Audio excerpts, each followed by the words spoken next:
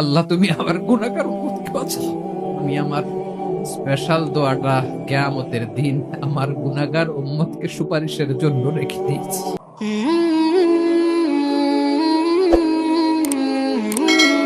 এবং রাসূলুল্লাহ সাল্লাল্লাহু আলাইহি সাল্লাম একটা ভয়ঙ্কর হাদিস বলেছেন। এই হাদিসটা যতবার পড়ি থরথর করে আত্মাটা কাঁপে।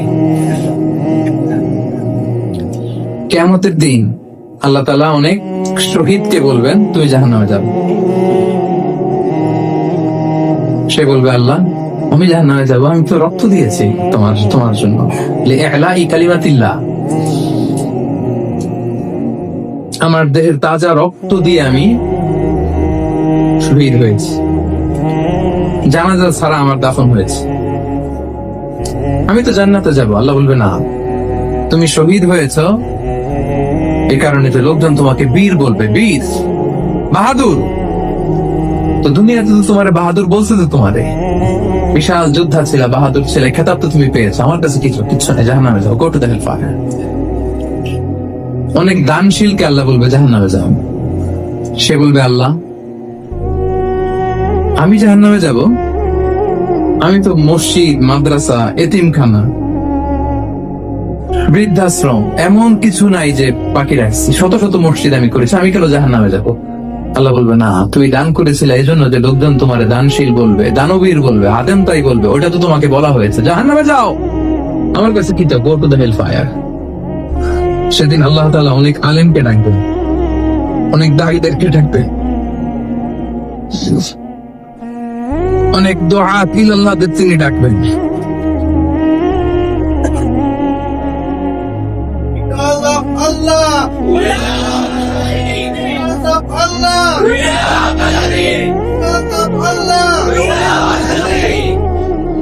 সেদিন অনেক দুআত ইলাল্লাহদেরকে ডেকে আল্লাহ বলবেন যে তুমিও জাহান্নামে যাও।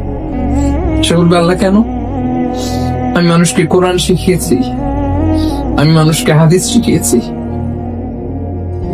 আমার কথা শুনে অনেকে নামাজ পড়েছে, আমার কথা শুনে অনেকের দাড়ি রেখেছে, আগে সুদ খেত, আমার কথা শুনে সুদ বন্ধ করেছে, আমার কথা শুনে তো আল্লাহ এরা নামাজি হয়ে গিয়েছে। দ্য এন্টায়ার সোসাইটি সুদ বন্ধ করেছে, নামাজ ধরেছে, তারা ফরজ যাকাত দিত। আল্লাহ আমি কেন জাহান্নামে যাব? আল্লাহ বলবেন তুমি এই দাওয়াতি কাজ করেছো, লোকজন তোমাকে বড় আলেম বলবে, লোকজন তোমাকে বড় সেলিব্রিটি বলবে, লোকজন তোমার নামে তাকবীর দিবে, তোমাকে বড় আলেম বলবে, বড় দাঈ বলবে। এটা তো বলা হতো তোমাকে দুনিয়াতে, আল্লামা বলে ডাকা হতো তোমাকে, বাহরুল উলুম বলা হতো তোমাকে, জ্ঞানের সাগর, অনেক বড় দাঁড়িয়ে, অনেক বড় সেলিব্রিটি তোমাকে বলা হতো এই দুনিয়াতে। তো যা চেয়েছো তা তো পেয়েছো, আমার কাছে কি চাও? আমার কাছে তোমার জন্য কিছু নাই, গো টু দ্য হেলফায়ার, তুমি জাহান্নামে যাও। আল্লাহ ওইরকম আলেম হওয়া থেকে আমাদেরকে তুমি বাঁচাও, ওইরকম দাঈ হওয়া থেকে তুমি আমাদেরকে বাঁচাও। আল্লাহ লোক দেখানো মানসিকতা, এই শখ থেকে আল্লাহ তুমি আমাদেরকে হেফাজত করো। তাহলে 4 নম্বর যে রোগ আমরা চিনে ফেলছি না, এটার নাম কি? রিয়া। নামাজ পড়তেছি, মানুষ আমার এই বড় মুসল্লি বলে, হজ করে আসছি যেন আমার নামের আগে আলহাজ লাগায়, যাকাত দিচ্ছি, যাকাতের শাড়ি লুঙ্গি, দানবীর, শিল্পপতি এটা যেন বলে, জিহাদের ময়দানে গিয়েছি, ইসলামের জন্য মিছিল দিচ্ছি, যাতে মিডিয়াতে আমাকে সবার আগে দেখা যায়। আল্লাহ বলবে গো টু দ্য হেলফায়ার, জাহান্নামে যাও। এগুলো একটাও আমার জন্য করো নাই, তুমি যা চেয়েছিলে দুনিয়াতে তুমি সেটা পেয়েছো, আমার কাছে কিচ্ছু নাই, আমার কাছে তোমার জন্য যাও। আল্লাহ এরকম দানশীল হওয়া থেকে, এরকম আলেম হওয়া থেকে, এরকম বীরত্ব দেখানো থেকে আল্লাহ তুমি আমাদেরকে হেফাজত করো। আল্লাহ রিয়া থেকে আমাদের এই কলবটাকে তুমি মুক্ত করো। আল্লাহ আমরা যা করবো কেবলমাত্র শুধুমাত্র তোমার সন্তুষ্টির জন্য, তোমাকে দেখানোর জন্য যেন করতে পারে। আল্লাহ তুমি তৌফিক দান করো। তাহলে 4 নম্বর রোগটা চিনতে পারছেন প্রিয় ভাইরা? কি নাম এটা? আলহামদুলিল্লাহ, এই তো বুঝে ফেলতেছেন। তাহলে আজকের এই প্রোগ্রাম থেকে আমরা এই রিয়া বা লোক দেখানো মানসিকতা এটাকে না বলে দিব, কি বলেন? আজকের এই প্রোগ্রাম থেকে আমরা সবাই রিয়াকে কি বললাম? তাহলে প্রথম রোগের নাম ছিল কি ছিল? কপটতা। দ্বিতীয় রোগের নাম অহংকার। তৃতীয় রোগের নাম? চতুর্থ রোগের নাম বাংলায় বলেন? লৌকিকতা, লোক দেখানো মানসিকতা। রাইট। সব শেষে হচ্ছে 5 নাম্বার রোগের নাম হচ্ছে সুউদ্দন, মন্দ ধারণা। অন্যের ব্যাপারে মন্দ ধারণা করা, বাজে ধারণা, নেগেটিভ অ্যাজাম্পশন, সবসময় একটা নেগেটিভ চিন্তাধারা। কিছু লোক দেখবেন যে পজিটিভ কিছু খুঁজেই পায় না, আছে না? ভালো একটা জিনিস এর মধ্যেও ভেজাল খুঁজে বের করছে।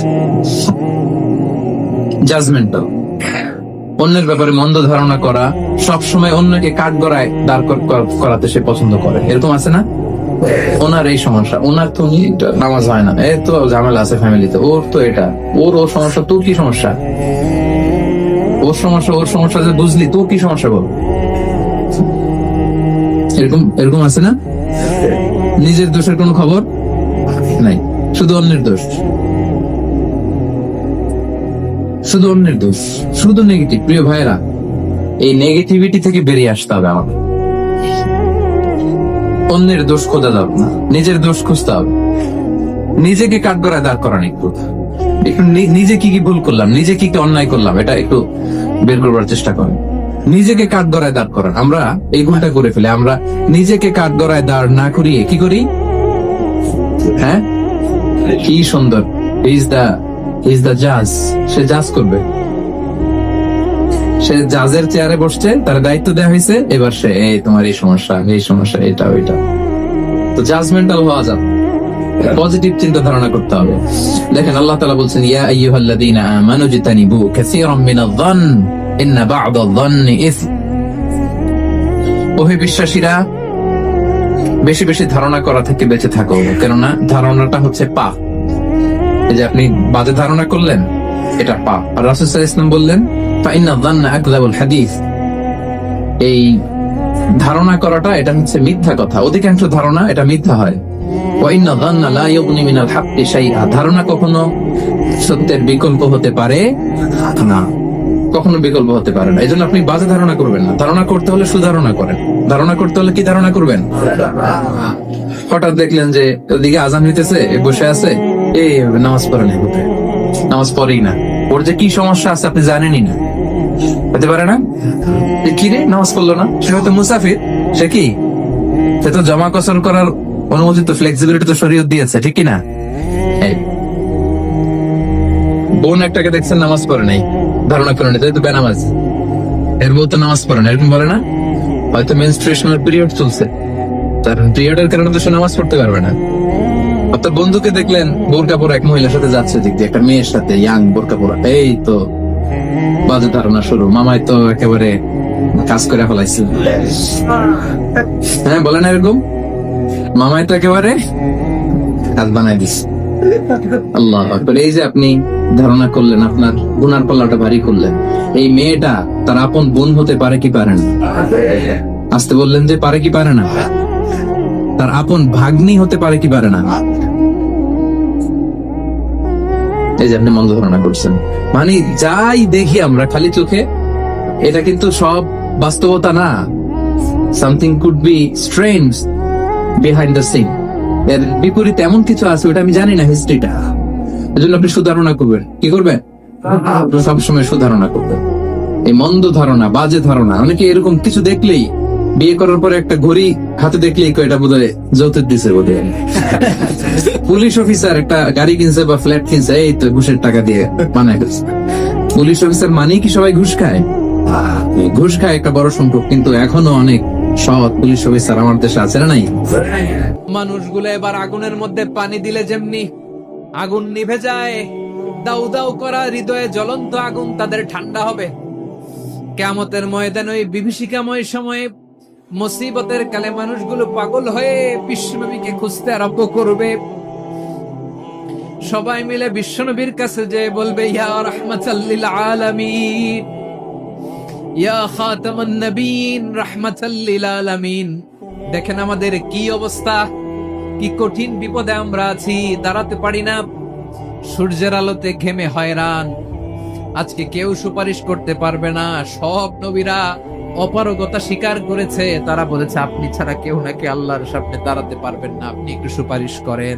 বিশ্বনবী বলবেন, আসো আসো, আজকের দিনে আমি ছাড়া আল্লাহর সামনে কেউ দাঁড়াতে পারবে না। বিশ্বনবী মাকামে মাহমুদে যে আল্লাহু আকবার বলে সিজদায় লুটিয়ে পড়বেন। আল্লাহ রাব্বুল আলামিন বিশ্বনবীকে এমন কিছু চমৎকার শব্দ শিখাবেন, ওই শব্দগুলো দিয়ে আল্লাহর প্রশংসা করে বিশ্বনবী কাঁদতে আরম্ভ করবেন। বিশ্বনবী এমন ভাবে অজর দ্বারায় সিজদায় লুটিয়ে পড়ে কাঁদবেন, রব্বুল আলামিনের রহমতের দরিয়ায় জোশ লেগে যাবে। রব্বুল আলামিন এই দৃশ্য দেখে সহ্য করতে পারবেন না। রব্বুল আলামিন বলবেন, ইয়া মুহাম্মদ ইরফা রাসাক, ও নবী আপনি মাথা তোলেন,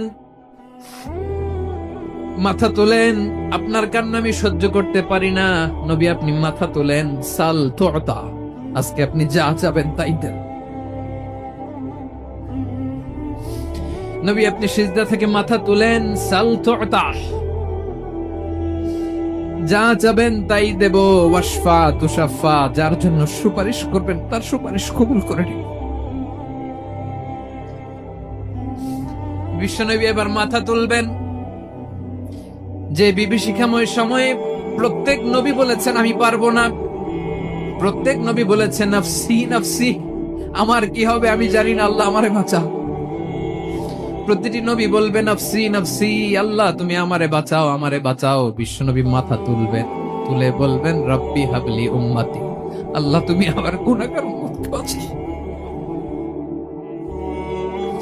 এই দুনিয়ার বুকে রব্বুল আলামিন সব নবীকে একটা করে দাওয়া মুস্তাজাবা দিয়েছেন, মানে যে দোয়া করলে কবুল হয়ে যায় সাথে সাথেই। দাও বিহা, দুনিয়ার সব নবীরা ওই দোয়াটা দুনিয়ায় করে ফেলেছে। সব নবীকে আল্লাহ একটা করে দোয়া দিয়েছে, নবী দোয়া করলেই কবুল। সব নবীরা ওই দোয়া করে ফেলেছে দুনিয়াতে। বিশ্বনবী বলেন আমি করি নাই। ওয়া ইন্নী আখতাবিউ দাওয়াতি শাফাআতান লি উম্মতি ইয়াউমাল কিয়ামাহ, আমার ওই স্পেশাল দোয়াটা আমি দুনিয়ার বুকে কঠিন বিপদে পড়েও কোনোদিন করি নাই। আমি আমার স্পেশাল দোয়াটা কিয়ামতের দিন আমার গুনাহগার উম্মতকে সুপারিশের জন্য রেখে দিয়েছি। আল্লাহ বলবেন নবীর ফারাসাক, মাথা তোলেন, আর কাটবেন না।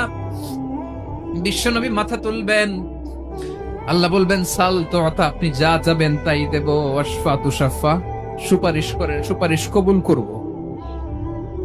বিশ্বনবী বলবেন আল্লাহ ওই স্পেশাল দোয়াটা দুনিয়াতে করি নাই, আজকে আমি তোমার দরবারে দাঁড়িয়ে কিয়ামতের দিন ওই দোয়াটা করছি। আল্লাহ আমার যে উম্মতের হৃদয়ে যাররা পরিমাণ ঈমান আছে, আমার একটা উম্মতকেও তুমি জাহান্নামে ঠুকাতে পারবা না।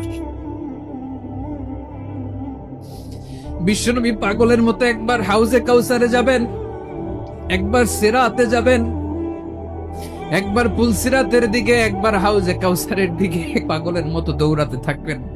তার কোন গুনাহগার উম্মত যাতে জাহান্নামের বুকে না যায়। সেদিন কেউ সুপারিশ করতে পারবে না বিশ্বনবী ছাড়া। বিশ্বনবী বলেন আনা সাইয়্যিদুন নাসি ইয়াউমাল কিয়ামাহ,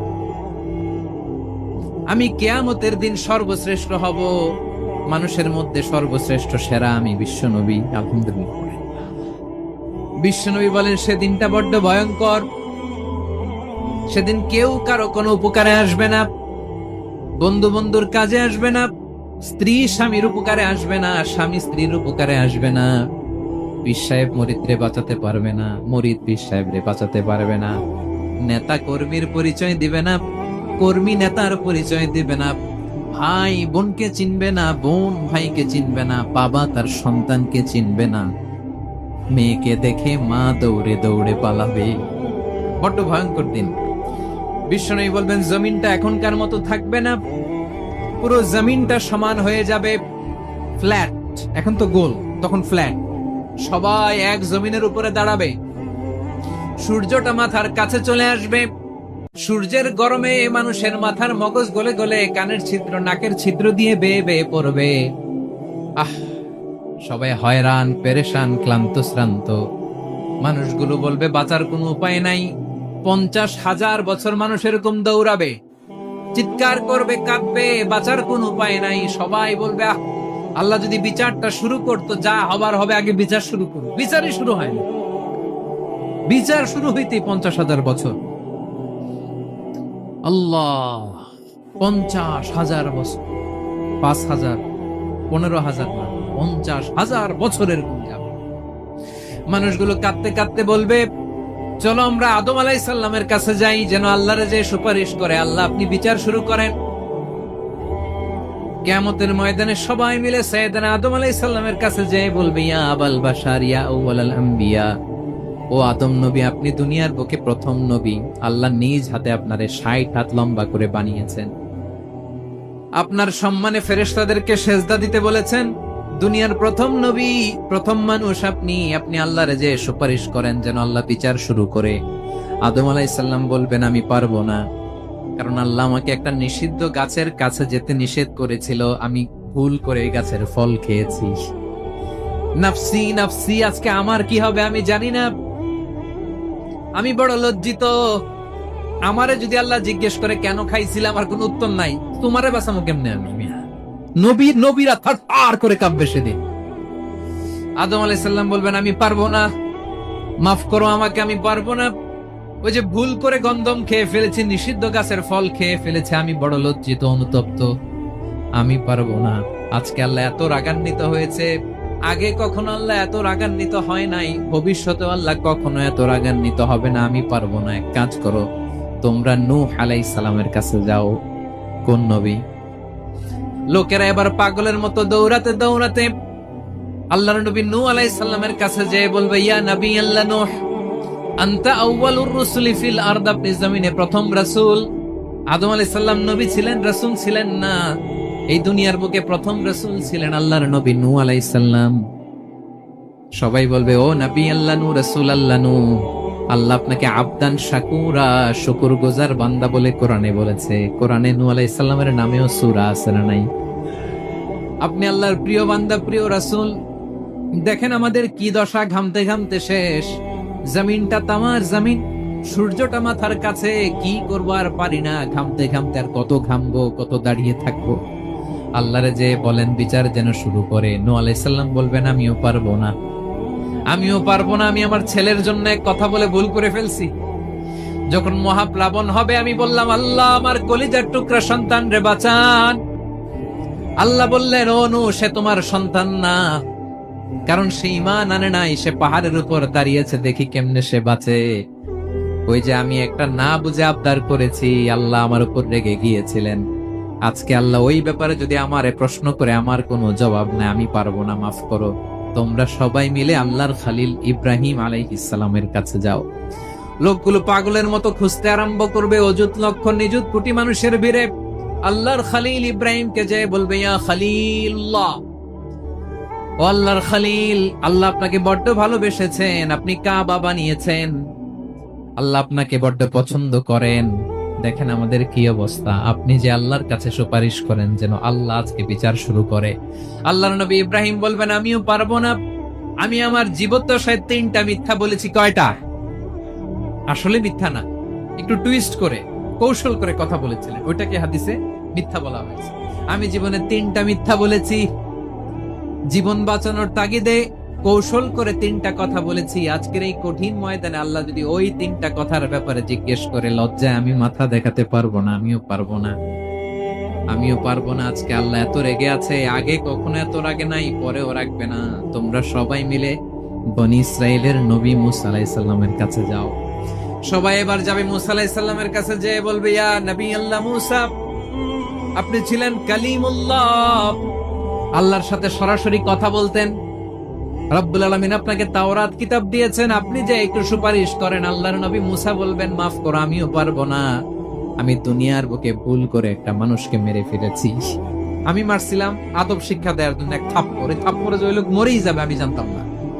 আজকে আল্লাহ যদি জিজ্ঞেস করে কেন মারলা, জবাব আছে? ওই লজ্জায় আমি অনুতপ্ত, আমি পারবো না, আমার এই কথা বলো না, আজকে আল্লাহ বড্ড রেগে আছে, আমি পারবো না, তোমরা আল্লাহর নবী ঈসা আলাইহিস সালামের কাছে যাও। কিয়ামতের ময়দানে মানুষগুলো পাগল পাড়া হয়ে আল্লাহর নবী ঈসা আলাইহিস সালামের কাছে যাবে, যে বলবে, নবী ঈসা আপনি রূহুল্লাহ, বাবা ছাড়া আল্লাহ আপনাকে বানিয়েছেন, ইনজিল কিতাব দিয়েছেন, মৃত মানুষকে আপনি জীবিত করতে পারতেন, আজকের এই কঠিন বিপদের দিনে আপনি আমাদের সাহায্য করেন। আল্লাহর কাছে যে বলেন যেন বিচার শুরু করে। ঈসা আলাইহিস সালাম বলবেন, আমিও পারবো না, ইন্নী উবিদতু মিন দুনিল্লাহ, আমার উম্মত খ্রিস্টানেরা আল্লাহরে বাদ দিয়ে আমি ঈসার ইবাদত করেছে। আমার মা ম্যারি আর আমাকে ডাকতো জেসাস ক্রাইস্ট, আমার ইবাদত করেছে, যদিও আমি আমার ইবাদত করতে বলি না। ঈসা আলাইহিস সালামও ইবাদত করতে বলেছেন একজনের, তিনি কে? আল্লাহর নবী ঈসা আলাইহিস সালাম বলবেন, আমিও পারবো না, আজকে আল্লাহ অনেক রেগে আছে, আমি পারবো না, তবে একটা পরামর্শ দিতে পারি, একটা সাজেশন দিতে পারি। আজকের দিনে এই কঠিন মুসিবতের কালে, এই কঠিন সময়ে কেউ আল্লাহর দরবারে দাঁড়িয়ে একটা টু শব্দ করার ক্ষমতা কারো নাই, একমাত্র আখিরি জামানার পয়গম্বর বিশ্বনবী মুহাম্মদুর রাসূলুল্লাহ ছাড়া। মানুষগুলো এবার আগুনের মধ্যে পানি দিলে যেমনি আগুন নিভে যায়, দাউ দাউ করা হৃদয়ে জ্বলন্ত আগুন তাদের ঠান্ডা হবে, কিয়ামতের ময়দানে ওই বিভীষিকাময় সময়ে মুসিবতের কালে মানুষগুলো পাগল হয়ে বিশ্বনবীকে খুঁজতে আরম্ভ করবে। সবাই মিলে বিশ্বনবীর কাছে যে বলবে, ইয়া রাহমাতাল লিল আলামিন, ইয়া খাতামান নবীন, রাহমাতাল লিল আলামিন, দেখেন আমাদের কি অবস্থা, কি কঠিন বিপদে আমরা আছি, দাঁড়াতে পারি না, সূর্যের আলোতে ঘেমে হয়রান, আজকে কেউ সুপারিশ করতে পারবে না। সব নবীরা অপারগতা স্বীকার করেছে, তারা বলেছে আপনি ছাড়া কেউ নাকি আল্লাহর সামনে দাঁড়াতে পারবেন না, আপনি একটু সুপারিশ করেন। বিশ্বনবী বলবেন, আসো আসো, আজকের দিনে আমি ছাড়া আল্লাহর সামনে কেউ দাঁড়াতে পারবে না। বিশ্বনবী মাকামে মাহমুদে যে আল্লাহু আকবার বলে সিজদায় লুটিয়ে পড়বেন। আল্লাহ রাব্বুল আলামিন বিশ্বনবীকে এমন কিছু চমৎকার শব্দ শিখাবেন, ওই শব্দগুলো দিয়ে আল্লাহর প্রশংসা করে বিশ্বনবী কাঁদতে আরম্ভ করবেন। বিশ্বনবী এমন ভাবে অজর দ্বারায় সিজদায় লুটিয়ে পড়ে কাঁদবেন, রব্বুল আলামিনের রহমতের দরিয়ায় জোশ লেগে যাবে। রব্বুল আলামিন এই দৃশ্য থেকে সহ্য করতে পারবেন না। রব্বুল আলামিন বলবেন, ইয়া মুহাম্মদ ইরফা রাসাক, ও নবী আপনি মাথা তোলেন, মাথা তোলেন, আপনার কান্না আমি সহ্য করতে পারি না। নবী আপনি মাথা তোলেন, সাল তুতা, আজকে আপনি যা চাবেন তাই দেন।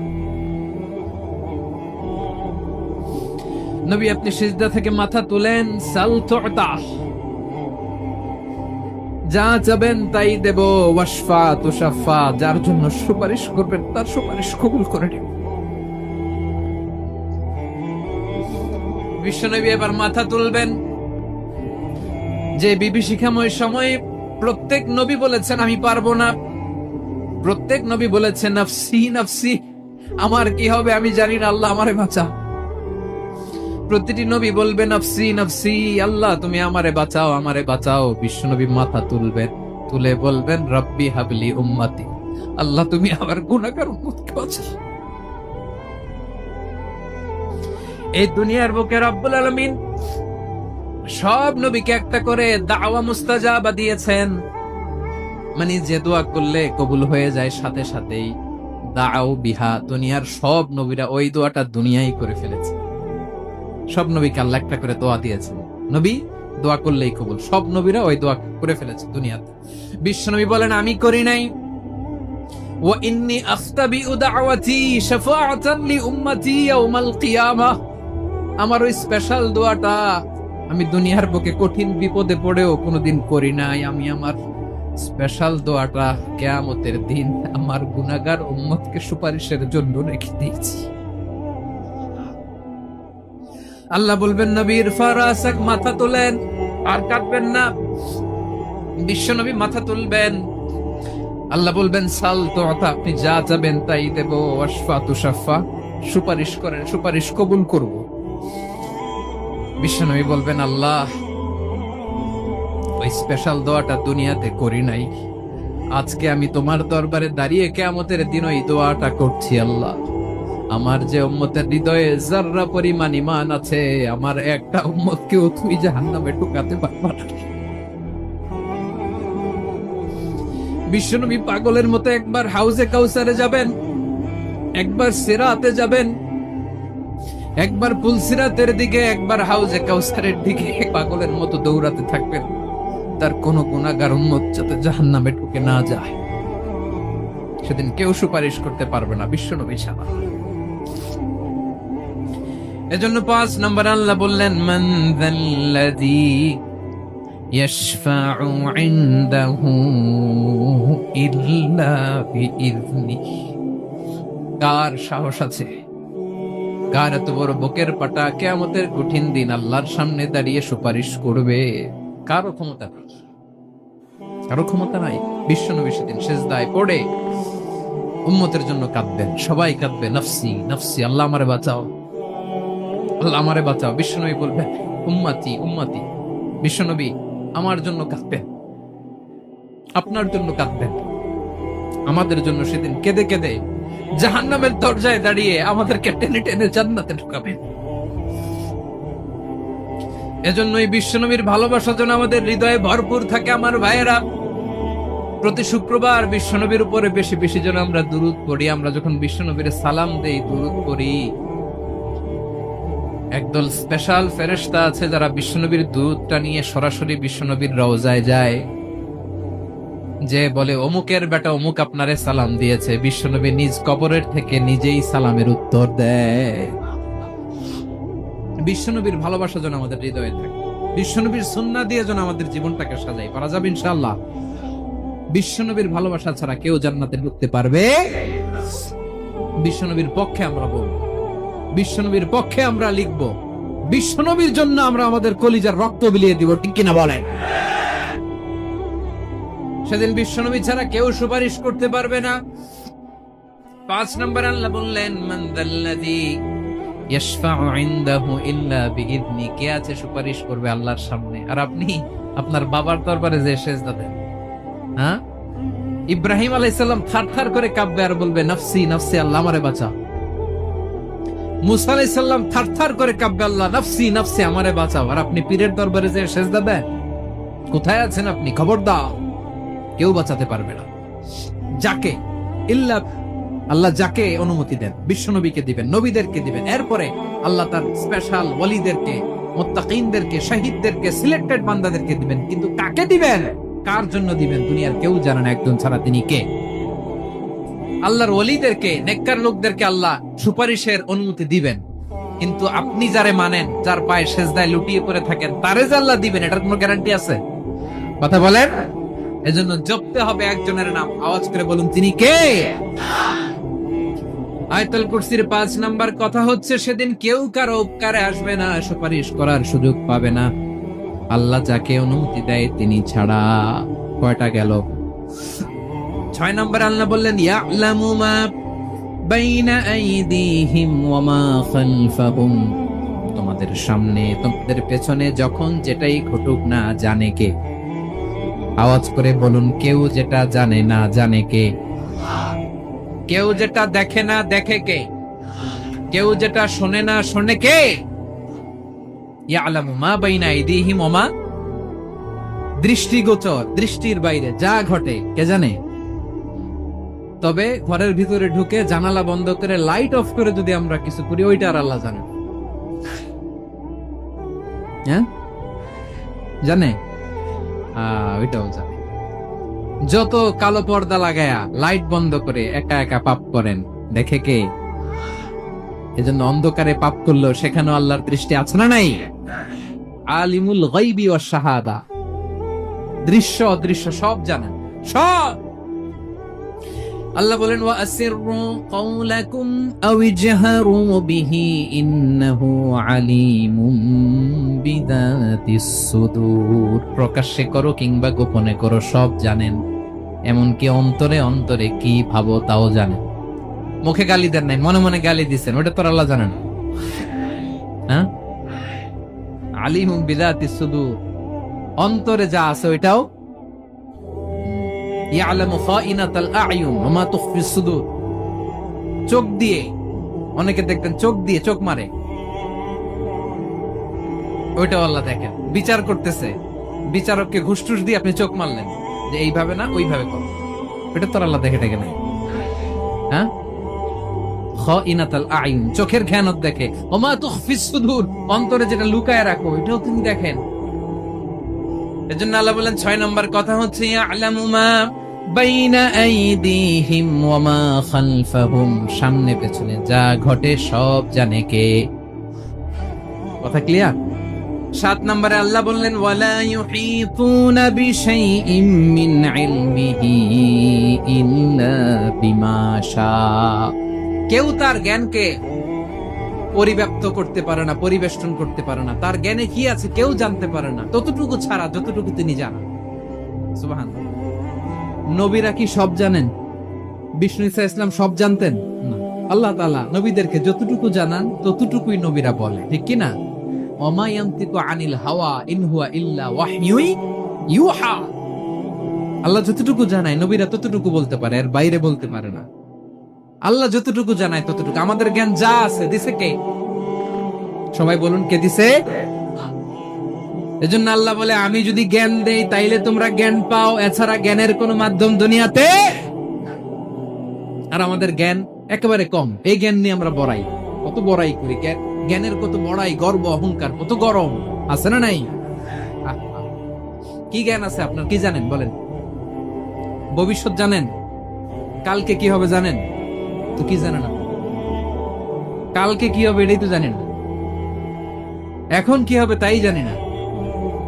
পিছনে কি করছিলাম এটা মনে রাখতে পারি না। আজ থেকে 1 মাস আগে এই বিকেলে আপনি কি করতেছিলেন মনে আছে? এত দূরে যাওয়া লাগবে না। আজ থেকে 1 সপ্তাহ আগে রাত্রে বেলায় কি খাইছিলেন মনে আছে? আজ থেকে 5 দিন আগে কোন জামাটা পরছিলাম মনে আছে? তো কি জানেন আপনি? কিছুই না। আমাদের জ্ঞানকে আল্লাহ বলেছেন কলিল। কি বলেছেন? এজন্য রব্বুল আলামিন বলেন তোমাদের জ্ঞান হলো কলিল।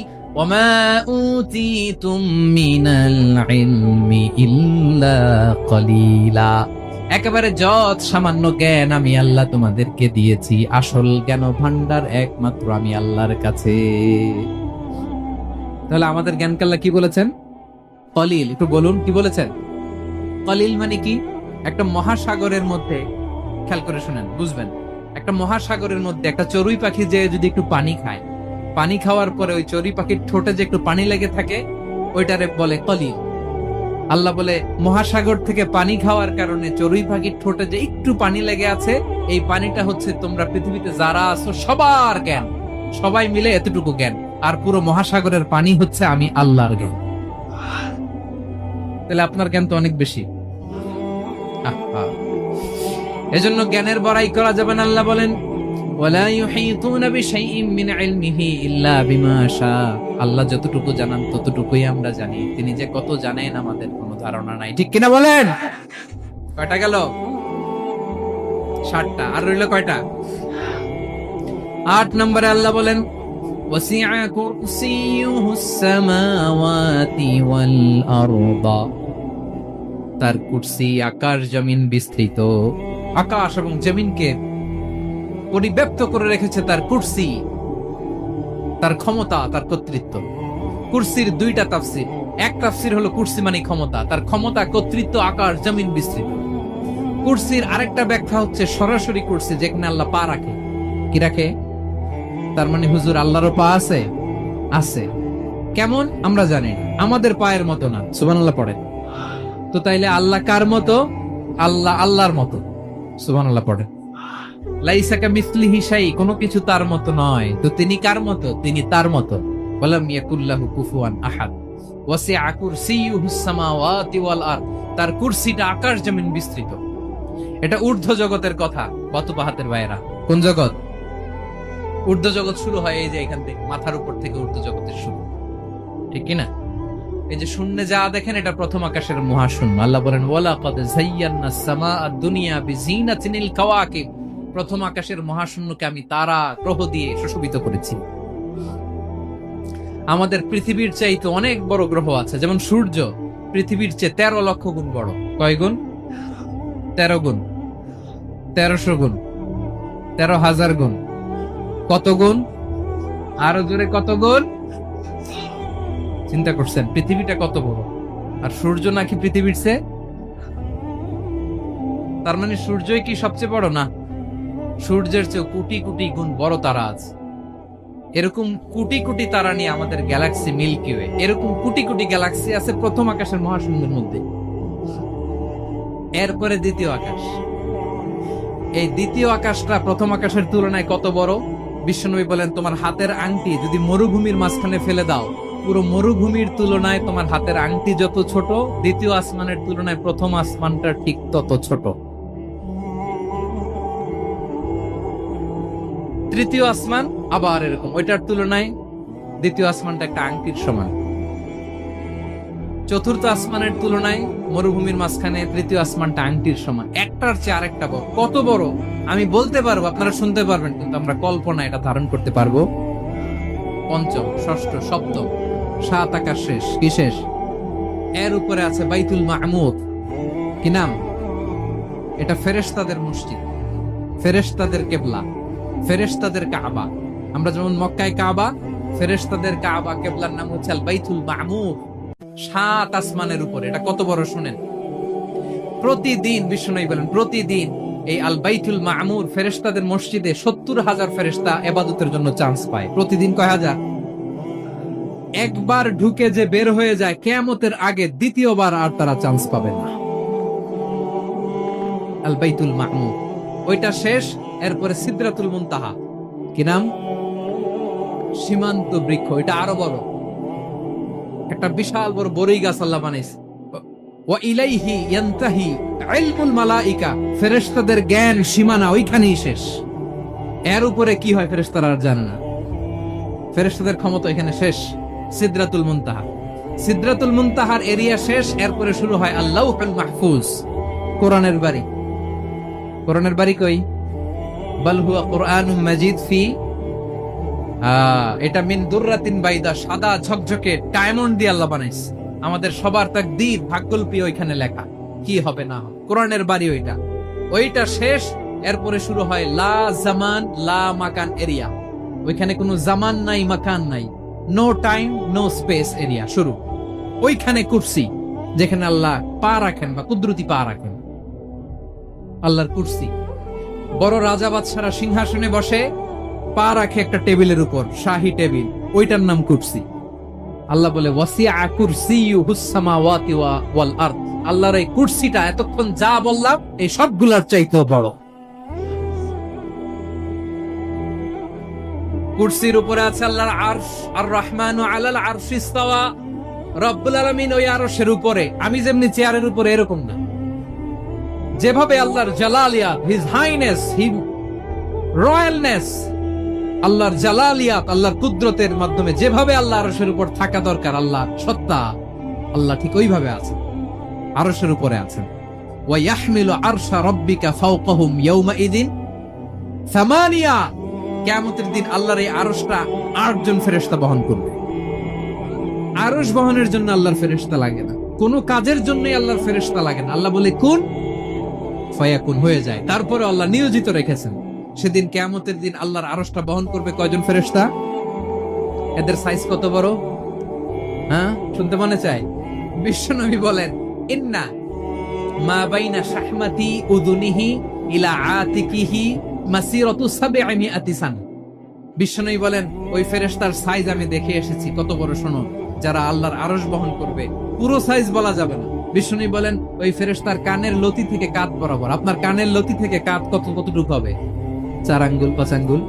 বিশ্বনবী বলেন যে 8 জন ফেরেশতা কিয়ামতের দিন আল্লাহর আরশের পায়া ধরে থাকবে, ওই ফেরেশতাগুলোর কানের লতি থেকে কাঁধ বরাবর আসতে সবচেয়ে দ্রুতগামী যানবাহন, পৃথিবীতে সবচেয়ে দ্রুত চলে আলোর ফোটন। আলোর ফোটন 1 সেকেন্ডে চলে 3 লক্ষ কিলোমিটার। কয় লক্ষ কিলোমিটার? 1 ঘন্টায়? 1 মিনিটে? কয় সেকেন্ডে? 1 সেকেন্ড কইতে তো 2 সেকেন্ড লাগে। 1 সেকেন্ডে আলোর ফোটন, আলোর কণা ছুটে 3 লক্ষ কিলোমিটার বেগে। বিষ্ণুই বলেন, এরকম যানবাহন দিয়ে যেটা সেকেন্ডে 3 লক্ষ কিলোমিটার বেগে ছুটে, এরকম দ্রুত যদি কেউ ছুটে তাহলে ওই ফেরেশতার কানের লতি থেকে কাঁধ বরাবর আসতে 700 বছর সময় লাগবে। এজন্য রব্বুল আলামিন বলেন ওয়াসিআ কুরসিয়ুহুস সামাওয়াতি ওয়াল আরদা, আল্লাহর কুরসিটা আকাশ জমিন সব চাপিয়ে যাবে। তাহলে আল্লাহ কত বড়! সুবহান। সেজদায় যখন লুটিয়ে পড়েন এটা ভাববেন, আয় রে কারে সেজদা দেই আমি, তিনি কি সুমহান, কি সুবিশাল, ওই রবের গোলাম আমি। আলহামদুলিল্লাহ পড়েন।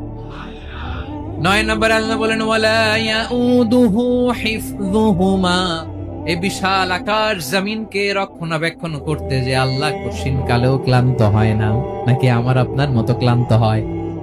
আল্লাহর ক্লান্তি আছে, শ্রান্তি আছে, বিশ্রাম আছে, বিরাম আছে, ঘুম, জিমানি? সুবহানাল্লাহ পড়েন। আল্লাহ বলে ওয়ালা ইয়াউদুহু হিফযুহুমা, এগুলোকে রক্ষণাবেক্ষণ করতে আল্লাহ ক্লান্ত হয়ে পড়েন না। 9 নম্বরে বললেন আল্লাহর কোনো ক্লান্তি নাই, সব কিন্তু দেখভাল করেন, প্রতি মুহূর্তে প্রতি সেকেন্ডে যার যেটা লাগে করেন।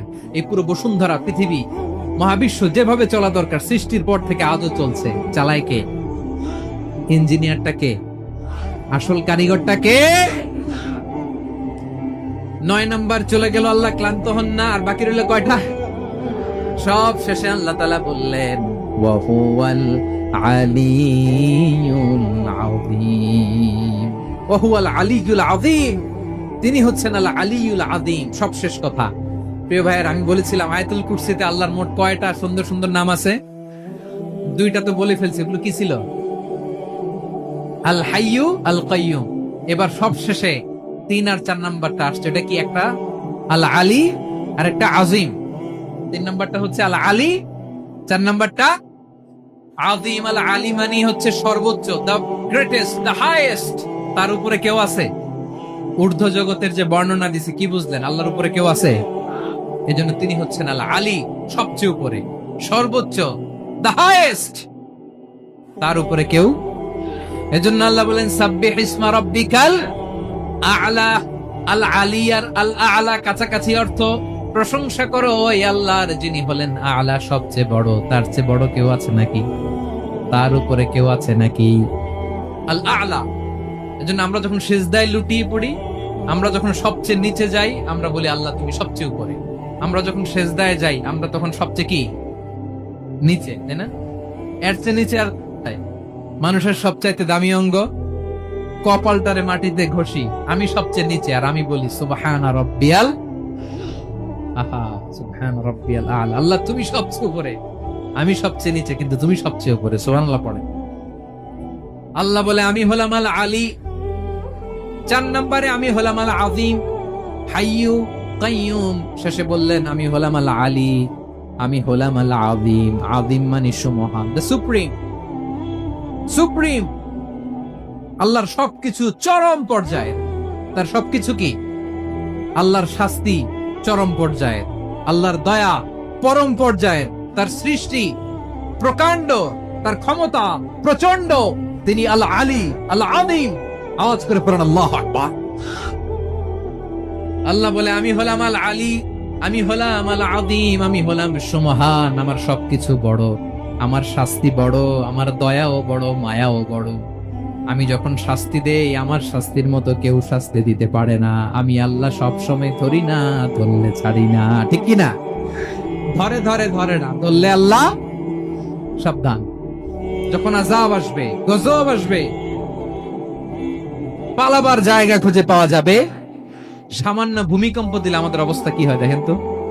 হ্যাঁ, সামান্য একটু ভূমিকম্প দিলে বাঁচার উপায় আছে? আল আযীম, ইন্না যালজালাতাস সাআতি শাইউন আযীম। কিয়ামতের সেই প্রকম্পনটা বড্ড ভয়ঙ্কর, বড্ড ভয়ঙ্কর। এজন্য আমরা সে আল্লাহর ইবাদত করি যিনি কখনো ঘুমান না, যিনি ক্লান্ত হন না, যার লয় নাই, যার কোনো ক্ষয় নাই, যিনি ছাড়া আমাদের বাঁচার কোনো উপায় নাই। ঠিক কিনা বলেন? 10 নম্বর ক্লিয়ার? আলহামদুলিল্লাহ পড়েন। যা বললাম আমরা যেন আমল করতে পারি। তাহলে একটি আয়াতের তাফসীর শুনলাম। আয়াতটার নাম প্রত্যেক ফরজ নামাজের পরে পড়বেন, সকাল সন্ধ্যা পড়বেন, ওয়াজিফা হিসেবে মানবেন তো? কোন সূরায়? আয়াত নাম্বার, মোট কয়টা কথা? 1 নাম্বার, আল্লাহ ছাড়া কোনো ইলাহ নাই, তাকে ছাড়া কাউকে সেজদা দেব। 2 নাম্বার, তিনি আল হাইয়ুল কাইয়ুম, সব মরবে, তিনি মরবে। গোটা বিশ্ব তার কাছে ঠেকা, তিনি কারো কাছে ঠেকা। 3 নাম্বার, তার ঘুমও নাই, ঘুমের আগে যে ঝিমুনি আছে সেটা। 4 নাম্বার, আকাশ জমিন এর মাঝে যা আছে সবকিছুর আসল মালিকানা কার? 5 নাম্বার, কিয়ামতের দিন যখন থারথার করে নবীরা কাঁপবে, তার অনুমতি ছাড়া কেউ আল্লাহর দরবারে দাঁড়িয়ে সুপারিশ করতে পারবে। 5 নাম্বার, আমাদের সামনে পেছনে উপরে নিচে প্রকাশ্যে গোপনে যা ঘটে কেউ দেখে না, দেখে কে? কেউ জানে না, জানে কে? আল্লাহর জ্ঞানের বাইরে নতুন করে কেউ জ্ঞান প্রডিউস করতে পারে না। তিনি যতটুকু জানায় ততটুকুই জানি, তিনি না জানালে জানানোর সাধ্য কারো। তার কুরসি, তার কর্তৃত্ব ক্ষমতা আকাশ জমিনকে বিস্তৃত করে আছে, ঠিক কিনা বলেন? কিন্তু মহাবিশ্বকে পরিচালনা করতে, রক্ষণাবেক্ষণ করতে তিনি খুব ক্লান্ত হয়ে যায় না? ক্লান্ত হয়। তিনি আল আলী, দ্য হাইয়েস্ট, সর্বোচ্চ, আল আযীম, দ্য সুপ্রিম, তার ক্ষমতার সামনে দাঁড়াবার ক্ষমতা কারো নাই, ঠিক কিনা বলেন? সে আল্লাহর গোলাম হতে পারে, আমরা খুশি না বেজার? আমরা যা করবো ওই আল্লাহর খুশি করার জন্য করব, যা করব আল্লাহর রাজি খুশির জন্য করব। মনের দুঃখ জ্বালা ফেসবুকে শেয়ার দেওয়ার আগে আমি শেয়ার দেব কার সাথে? পারবেন? আল্লাহরে ভালো লাগে, আল্লাহরে মায়া লাগে, আল্লাহর কাছে চোখের পানি ছেড়ে কাঁদতে ভালো লাগে? আল্লাহর কাছে বলেন, ইদা সাআলতা ফাসআলিল্লাহ, বিষ্ণু বললেন যখন চাইবে আল্লাহর কাছে চাইবে। ওয়া ইদা ইসতাআনতা ফাসতাইন বিল্লাহ, সাহায্য করার মালিক একজন, তিনি কে? আল্লাহ তাআলা আমাদের সবাইকে কথাগুলো বুঝার ও আমল করার তৌফিক দান করুন।